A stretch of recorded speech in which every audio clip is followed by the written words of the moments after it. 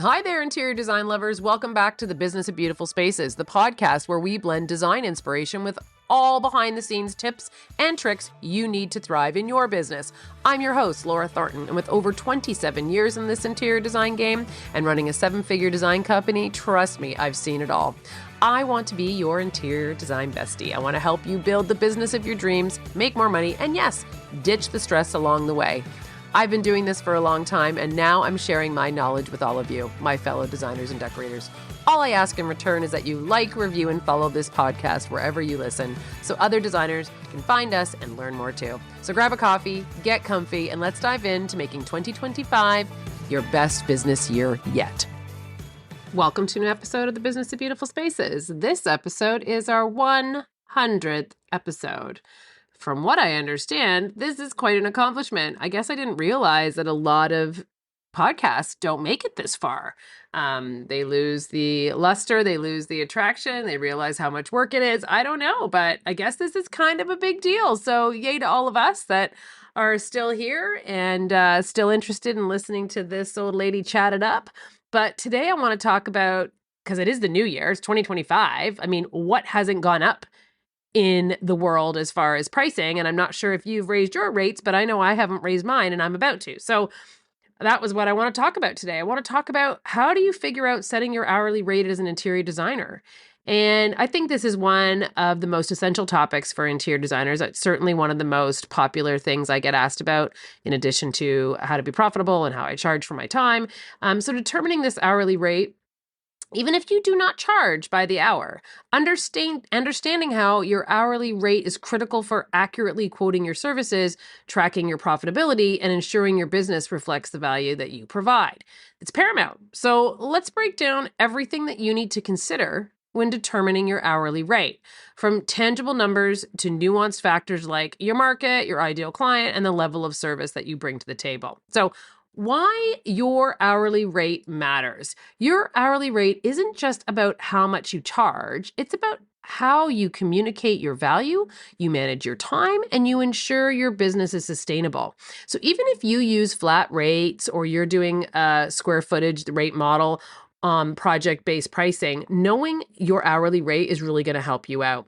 So it helps you quote projects accurately, provided you're tracking and doing all the things that we discuss here all the time, that you're tracking your time. If you have a team, you're tracking their time, and that you use those analytics constantly in your business to circle back and make sure that the amount of time that you factored in to do a project is actually profitable for you, meaning you're not spending more time on those projects. So by having those analytics, you can go back and apply it to the job that you had quoted, and you'll know if you're actually quoting accurately or if you need to add more hours in to your quotes to allot for that. Also tracking profitability across all phases of that project, which also comes down to hourly. Ensuring your business reflects your worth, your experience, and your level of service that you provide. So let's explore each of these factors that influence your rate and how to make sure that it aligns with your goals. So some of the factors to consider is your geographical area. So when you're located in a significant role in determining this is a significant role in determining your rate, in my opinion, because rates are going to be reflective of the high cost of living in certain areas like Toronto, like New York City, like big cities. They will naturally be higher than those smaller towns or rural areas. So you have to research the average rates for designers in your region to establish a baseline. But don't rely on this solely. And that information, let's face it, is hard to come by. So your unique value and your influences are also going to come into play here. But it might be easy to look up a few people in your area doing what you do, and maybe their rates are going to be on their website or in their welcome guide, and you can get a good idea of how they're charging for their time, and provided that you are doing the same services that they are. So the next thing you need to consider is, who is your ideal client? I know you've heard this a million times, but have you actually stopped and figured out who your ideal, do you know exactly what they do for a living? How many people live in their home? How many animals they have? What they do on weekends? What their hobbies are? These are the things that you need to know. And you're probably rolling your eyes at me and going, oh my God, I've heard this before, Laura Thornton. Sure you have. But it really is important. And it really is imperative that you know who you are designing for, who you are marketing towards, who you are targeting. Is it high net worth individuals?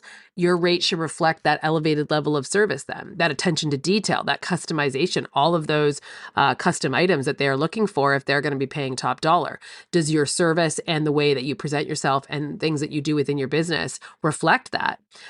These clients are not just paying for convenience and exclusivity, they're also paying for exceptional results, and they want to feel like they are the most important person on your roster. So is it that, or do you have more of a DIY or a budget conscious client? Because if so, then your services are catering to that client who's probably looking for more guidance, but prefers to handle parts of the process themselves, and your rates need to accommodate a more limited scope of work. However, this does not mean that you're going to undervalue your time and your expertise. Your rate should align with the level of service that your ideal client expects and the value that they perceive in working with you and your team. So that leads to the next one, your experience and your education.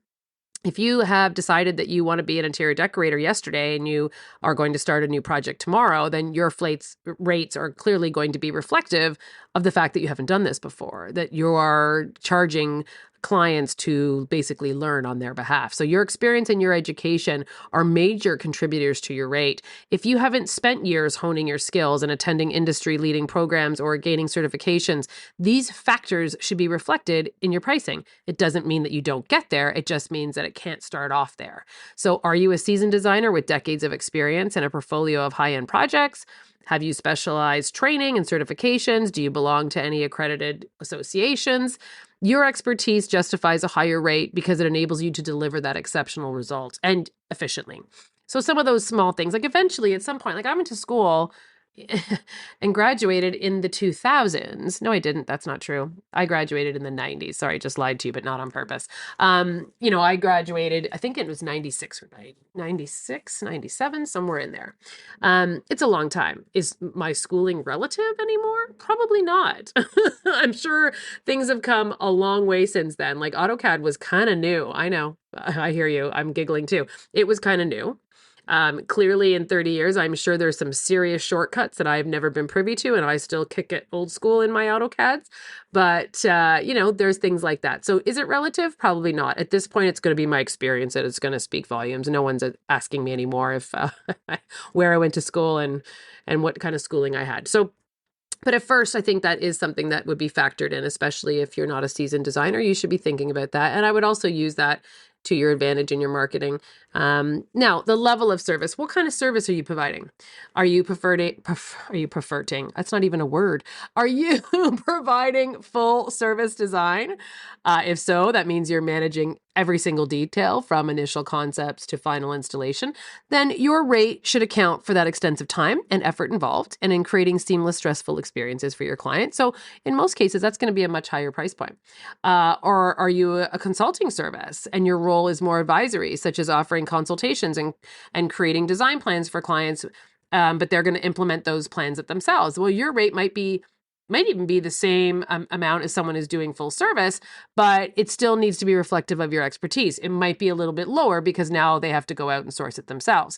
They're not expecting you to go ahead and make all that happen for them. So you have to consider the time, the effort, and the deliverables included in your service packages, and you have to price accordingly. If you don't have the skills to be able to implement or procure the items that you're suggesting that they should find, or you don't know where to find them, then you're not really helping your client. So, I mean, you are in terms of giving them a vision, but if they now turn to you and say, well, where do I find this? And you're, I don't know, I'm not sure, then you can't be charging the same amount for somebody who is going to be able to say, no problem, I've got that. I can line that up. I can have that custom made for you. And here's the price. And all you have to do is pull the trigger. Now, don't get mad at me for saying that, but I think if you're going to be charging upwards of $350, $400, $500 an hour for full service design, that is going to be expected of you. If you're doing a consulting service and they've hired you for an hourly amount of time, let's say a 2-hour consult, they can't expect that information from you. So you might be able to charge more because you're charging for your driving time and all the things that go along with that 2-hour, but then they can't expect you to keep coming back at that same rate with items for you. I think that should be something that then you lower your rate to be able to come in and do 20 hours a time or 30 hours a time. That's my opinion. That's what we've always done here. But if it's a 2-hour consultation and I don't know you and it means that we're not going to be working again in the future, that's a higher rate. I have to drive to your home. I have to get there. These are all things that you need to consider. You need to have wear and tear in your car. You have kilometers or miles if you're American. All of these things need to get into your mind and into play when you're doing a consult services. Sorry that I went on a rant there, but that wasn't part of today's lesson. But I always think that these are things that should be considered. And these are the things that I do teach in the Profit Academy that you need to consider when you're quoting your projects and your hourly rates and all the things that go with running a design business. So let's move forward and try to ignore that part if you I'm not trying to do a shameless plug. It's just so important to consider these factors when you're quoting your project. So let's move on to number 5, business operating costs. Your rate has to cover your business expenses. I remember vividly being a designer who worked from home. It didn't really matter how much I was charging an hour because I didn't have any expenses. It was just my car and my gas and maybe my cell phone. That's what I thought anyway. Of course, there is so much more than that: insurances, contracts, all the nine, and lawyers, all the things. However, let's just, bare bones it. It was much less to operate my business than it is once you have a space and you have a team. So you have to have a lot of things to consider: rent. You have to have insurance, liabilities, health, business, design software, tools, subscriptions, marketing expenses, travel and presentation materials, team salaries and freelance support, taxes, legal fees, accounting service. We all know the list goes on and on and on. So if you have a space and if you have a team, your rates are going to be higher than somebody who doesn't have that. It just is, because you can't survive on the same hourly amount. And that would be expected, I think, from our clients to assume that that would be true as well. So I think sometimes the easiest way to start breaking this down is to ask yourself, what is your desired salary? How much do I want to earn annually? This is the starting point for your rate, and be realistic about what supports your lifestyle and reflects your value of work, especially while you're building a business. So billable versus non-billable hours also come into play here. Not every hour you work is billable to a client. Time spent on marketing and social media and administration and accounting and networking and continuing education and trade shows, all of these things are essential, do not get me wrong. But it doesn't directly generate your revenue. These hours are not helping you figure out your desired salary. So if you are going to work 40 hours a week, but only 20 of those are billable, then you have to base your rate on those 20 hours to ensure your salary and your expenses are being fully covered. Now you can kind of start to see we're right here on this item, which for me, I have a little list in front of me to work from, is number 7. And this directly correlates to the very first one of why your hourly rate matters and that you have to be tracking your hours. Because if you don't know how long it takes you to do something, this is where there starts to become a disconnect in your business. You really need to know how long you spend on accounting every week, or do you save it for, I know in my case, I do all of my reconciliation and getting everything from my bookkeeper on the first Friday of every month. I also bill all my clients the first Friday of every month. So this is something where I sit down, basically, it's a full day. So I know that I have to allot for 8 hours a month that goes solely to accounting. And that's not to say that if I'm going to make an invoice for a client, that's totally separate. This is just sorting out my bills, paying, writing checks, doing all the things that I need to do with my accountant. So I know that's 8 hours. That's a full day where I am not billing 1 hour of time to a client in a month. That's a minimum. And that's been like that for over a decade. And as the business kept growing, those hourly needs kept growing. So it used to be a lot less. Now it's a lot more. If I wasn't tracking, I would be wondering why I'm not making money, why I'm losing 8 hours a month. Where did it go? Same thing with, that was just one. But if you go to a trade show and you end up taking 2 full days out of your work, and then you're paying for hotels and you have to pay for some food, and maybe you flew there, maybe you rented a car, whatever the case may be, all of those things are coming out of your hours and also coming out of your monthly fee. So there's lots of instances like this. I know I also take a Saturday every month and do all of our social media planning. So that's 12 full days of the year that are set towards marketing and social media and talking with someone about blog posts and, just odds and sods, just things that have to get done that are not billable. So these are some things to consider, and these billable versus non-billable hours really add up. And so if you're not taking note of how long it is taking you to do things, you are going to now start basing this potential desired salary on a 40-hour work week. But you're not going to be there. So are you still making, let's say just for argument's sake, because it's easy, $100, and you think you are billing 40 hours times 100 hours, but really it's 20. Well, you're not going to get to your desired salary. So you're going to be 50% less of that. Just like that. And we all know we've shaved hours off bills, and we all know that we've like, oh, I talk too much, so I'll take a half an hour off of that. So how much are you really making? So this is why I stress all the time that you need to be tracking. It is so imperative to track. And then you can start learning what your billable and non-billable hours are in just a week, let alone a month, let alone a year, because this number just keeps compounding. So you can see how that one directly correlates. So let's move on to the next one. So your unique value proposition, what sets you apart? What makes you different from designer down the street? And this is where you're going to excel too, because if you don't have someone in your market or your niche market, or you specialize and you're known for a specific type of design, whether that be luxury kitchens, whether it's aging in place solutions, whether it's sustainable design, now you set yourself apart from the other 80% or 90% that are in your area.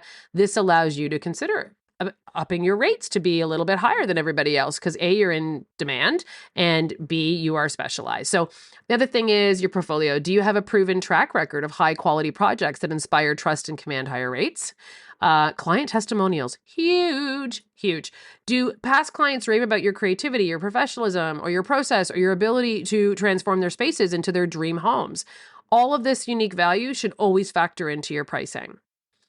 And I think I'm just going to throw this out there, because this is another thing I do teach in the Profit Academy, but going back to your desired salary and reverse engineering that. This is a really easy way to figure out where you want to be or what your goal will be in the next coming years. How to calculate your rate. Everyone asks me this. So add your desired annual salary to your business operating expenses, because you have to know what those are. If you don't know how much it costs for your business to run in a week, in a month, in a year, that should be the first thing that you do in 2025. Stop. You can even put this on pause. Put me on pause and come back to me in a couple of days when you've got this figured out. You have to know how much it costs to run your business. And if you don't know that off the top of your head, then push pause, go figure that out and come back. You need to add up every single expense you have in your business, everything from gas to insurance to how many oil changes you get in a year to how many seats you are paying for whether that's even a Canva software, AutoCAD, anything you source out. Like here we source out renderings and our accounting firm, and we've got all kinds of expenses. You get a magazine subscription, I want you to add it into your business operating expenses. Gifts that you buy your clients, like kilometers on your car, everything you can think of. And you'll be shocked how long this list is. You think, oh, I don't really have any overheads. Your cell phone, your landline, any apps you pay for, the cloud you pay for to keep all of your work somewhere. Like anything and everything that costs you money, you need to add it up.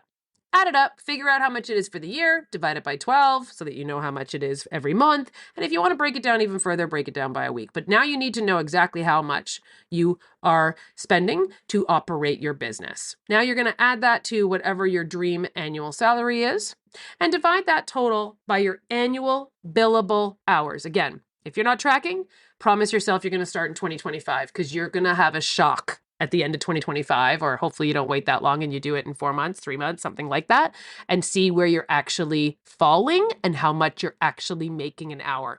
And you can roll your eyes at me and say, Laura, I don't bill by the hour. I do this, I do that. Yes, but it's still quantifiable.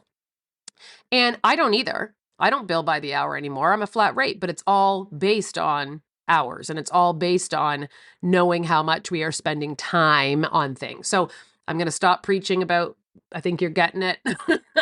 You're getting it. But you have to divide that total by your annual billable hours. And then wait for it. You need to add a profit margin onto there. That's just getting by. That means the business isn't profiting. That means you paid your bills and you got to pay yourself, but the business didn't make any money.